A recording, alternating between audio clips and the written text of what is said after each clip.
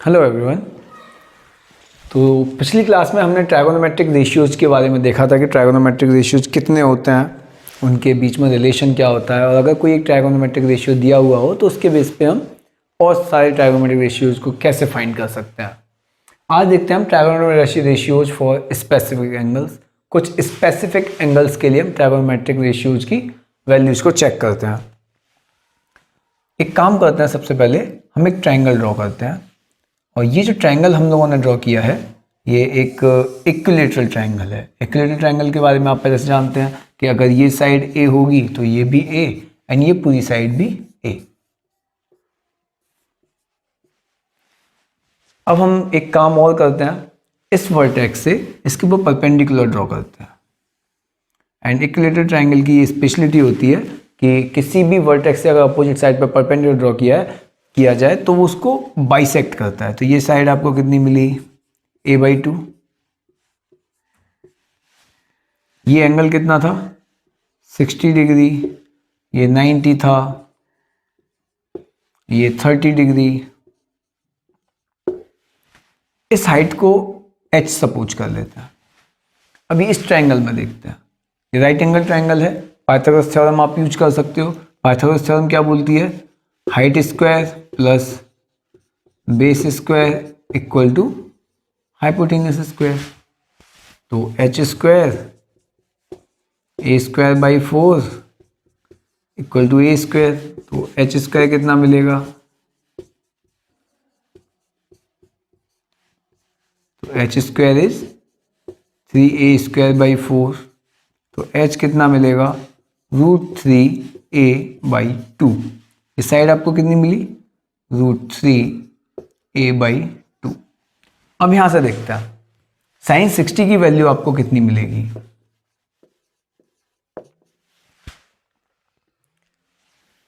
Height upon base, sorry, sin 60 is height upon hypotenuse, h √3a/2 and hypotenuse is a। तो a से a हट जाएगा, √3/2। cos 60 कितना मिलेगा, बेस अपॉन हाइपोटेनस,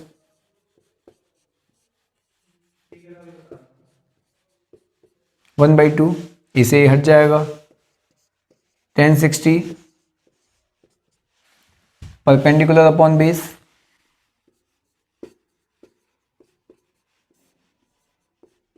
तो आप देख सकते हैं a/2 से a/2 हट जाएगा, केवल √3 मिलेगा। cot 60, अभी ये तो आप जानते हैं, इनका रेसिप्रोकल कर दो,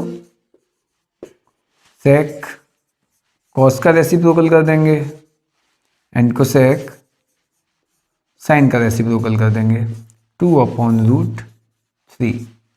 आप इसी ट्रायंगल को यूज करके 30 के लिए भी ये सारी वैल्यूज को कैलकुलेट कर सकते हो। किस तरीके से, यहां देख लेते हैं। sin 30,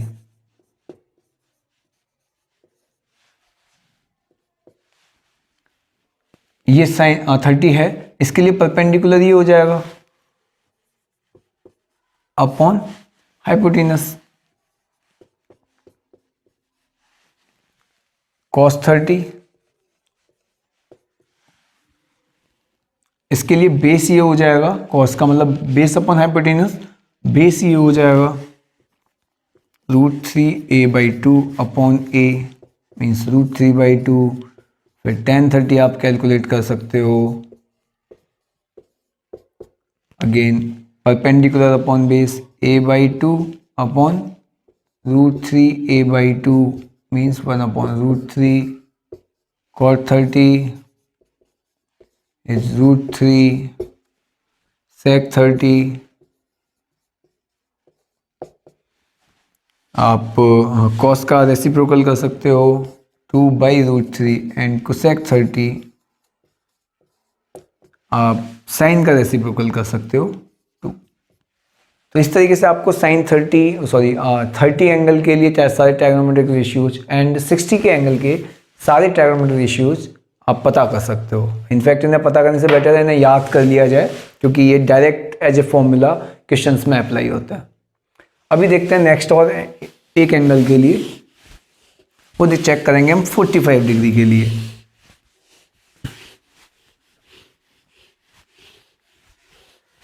इस बार अब हम एक आइसोसेलेस ट्रायंगल ड्रॉ करेंगे जो कि राइट एंगल हो,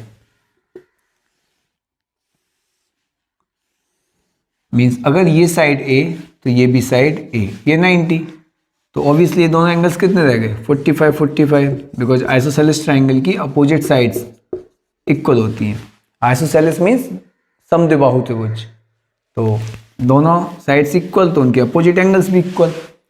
अगर ये ए इसको x अगर आप सपोज करें तो आप पाइथागोरस थ्योरम यूज करोगे तो x square equal to a square plus a square, hypotenuse square equal to base square plus perpendicular square two a square, so x will be equal to √2 times a, या a√2 ऐसे लिख सकते हैं, है ना। अब चेक कर लेते हैं साइन 45, किसी भी एंगल को आप ले लो, दोनों ही 45 में, चाहे इसे चाहे इसे, इसी के लिए काम करते हैं। परपेंडिकुलर कौन हुआ a, हाइपोटेनस सभी के लिए a√2, कितना मिला 1/√2, cos 45 same, base upon hypotenuse, base भी a है, सेम आ जाएगा 1/√2, tan 45 a upon a means 1, cot again 1, sec, cos का रेसिप्रोकल कर देंगे, या यहाँ भी देख सकते हैं, है ना, cosec 45 अगेन √2। तो इस तरीके से 45 डिग्री के लिए भी आप यूज कर सकते हो। नेक्स्ट चेक करते हैं 0 के लिए।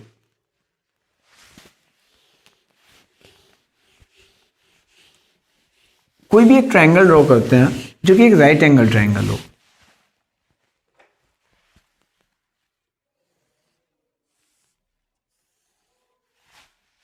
ये एंगल 90 है,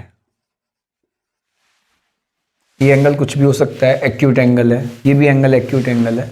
अब ये काम करता है, ये इसी एंगल की हम बात कर रहे हैं, ये थीटा है सपोज करिए, और इसके लिए ये परपेंडिकुलर हो गया, ये बेस हो गया, और ये हाइपोटेनस। बेस को हम ए सपोज कर लेते हैं कुछ देर के लिए।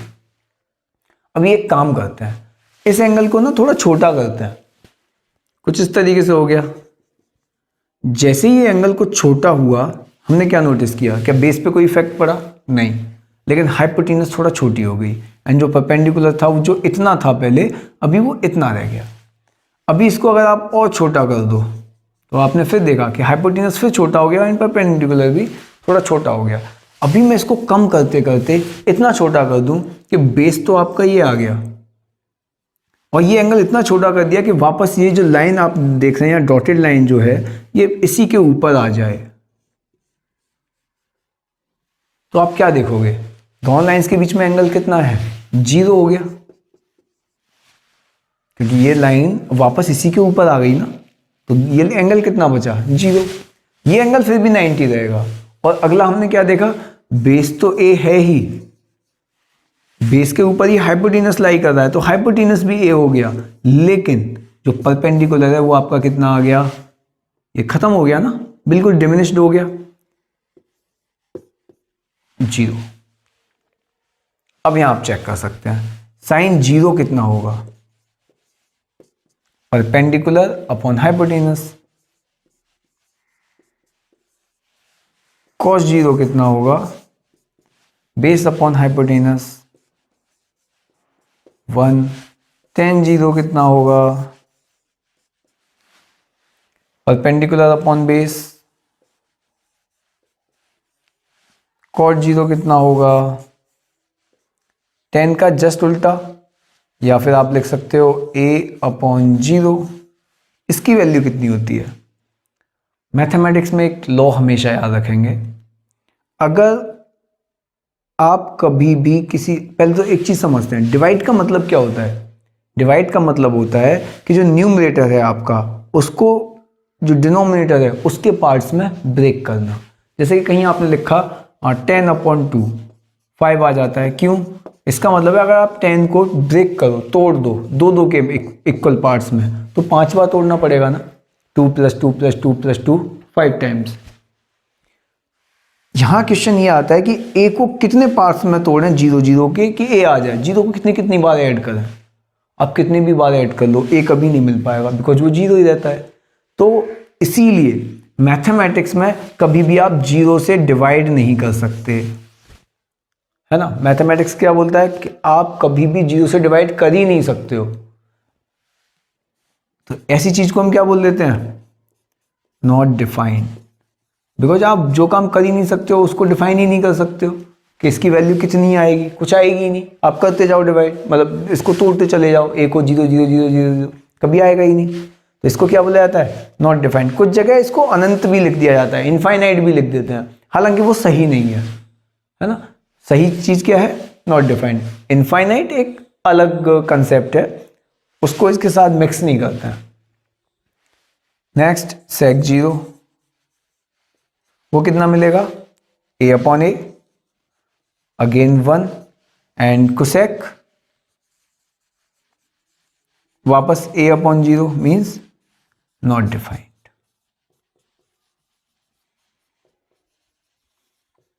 इन्हें याद रखेंगे। एक और ट्रायंगल बनाते हैं, एक और एंगल की बात करते हैं। फिर से हमने एक और ट्रायंगल लिया, राइट एंगल ट्रायंगल। ये एंगल कुछ है, ये एंगल 90 था। इस बार ना एक काम और करते हैं। पहले हमने क्या किया था, एक लाइन ड्रॉ की थी इस तरीके से, इस बार एक लाइन ड्रॉ करते हैं इस तरीके से। क्या दिखाई दे रहा है, जो बेस था आपका वो पहले से कुछ छोटा हो गया, है ना, आगे शिफ्ट हो गया थोड़ा सा। लेकिन ये जो एंगल था, आप इसको देखो, ये थोड़ा बढ़ गया है ना। अगर मैं इसको वापस और थोड़ा आगे बढ़ा दूं तो बेस थोड़ा और बढ़ गया, सॉरी कम हो गया, लेकिन एंगल क्या होता जा रहा है, इंक्रीज होता जा रहा है। अगर मैं इस लाइन को शिफ्ट करते करते यहीं ले आऊं, मीन्स पहली लाइन जो परपेंडिकुलर थी और इस लाइन को शिफ्ट करके मैं यहां ले आया वापस, जो हाइपोटेनस था जिसको मैं शिफ्ट करता जाता वो वापस इसी के ऊपर मैं लाई करा दिया, तो ये एंगल बढ़ते बढ़ते बढ़ते कितना हो जाएगा, 90।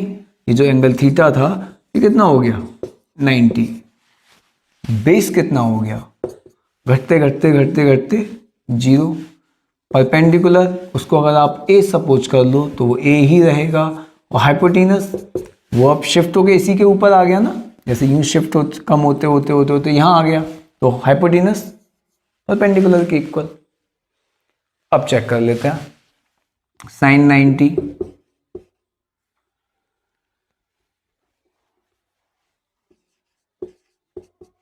Perpendicular upon hypotenuse 1, cos 90 base upon hypotenuse 0, tan 90 perpendicular upon base not defined, cot 90 0 upon a 0, sec 90 a upon 0 not defined, and last cosec 90 a upon a 1। तो अभी हमने 5 एंगल्स के बारे में देखा और उनके लिए ट्रायगोनोमेट्रिक रेशियोज की बात की, 0, 30, 45, 60 और 90। और इन पांचों एंगल्स के लिए ट्रायगोनोमेट्रिक रेशियोज की वैल्यू आई है, उनको हम एक टेबल बना लेते हैं, है ना, जिससे याद करने में थोड़ी आसानी रहे। और अगर भूल जाते हैं तो ये आपको ट्रिक बता दी गई है, आप इस तरीके से उनको बना के भी देख सकते हो कि वैल्यू कितनी बन के आएगी।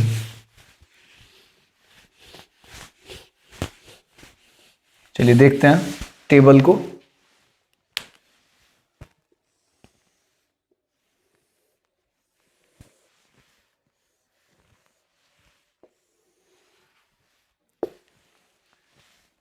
यहां हम एंगल्स लिख लेते हैं और इस तरफ ट्रायगोनोमेट्रिक रेशियोज। एंगल्स कौन कौन से हैं, 0, 30, 45, 60, 90। सबसे पहला trigonometric ratio sine and then cos, tan, cot,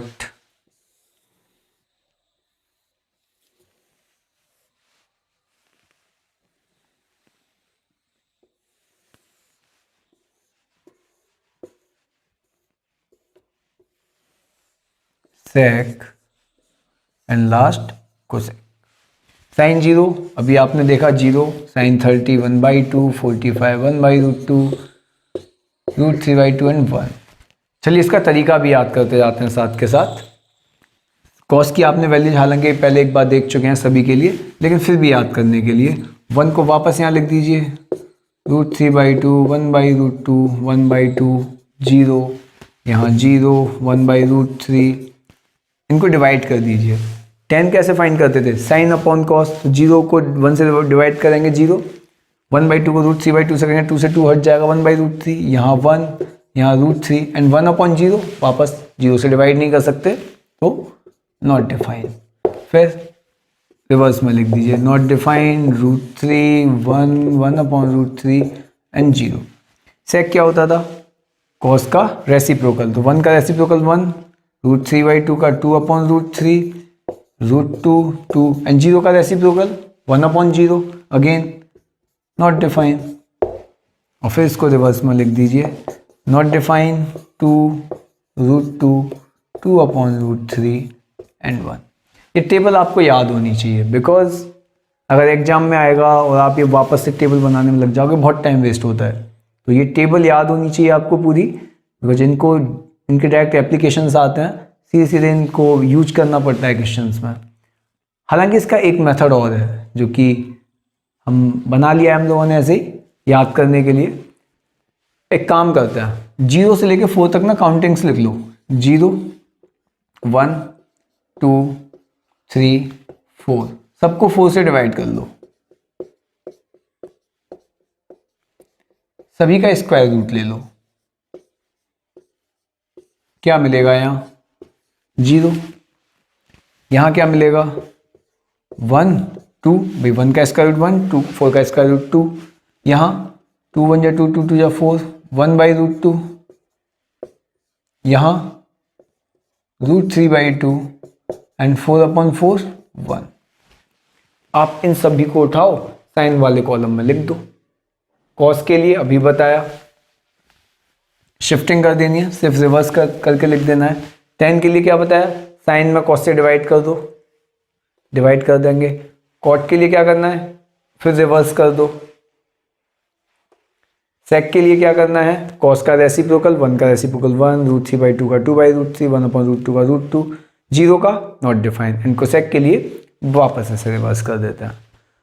तो ये थी आपकी ट्राइगोनोमेट्रिक रेशियोज की वैल्यू कुछ स्पेसिफिक एंगल्स के लिए। इसके अलावा ट्राइगोनोमेट्रिक आइडेंटिटीज जो देखते हैं हम नेक्स्ट वीडियो में। Thank you so much.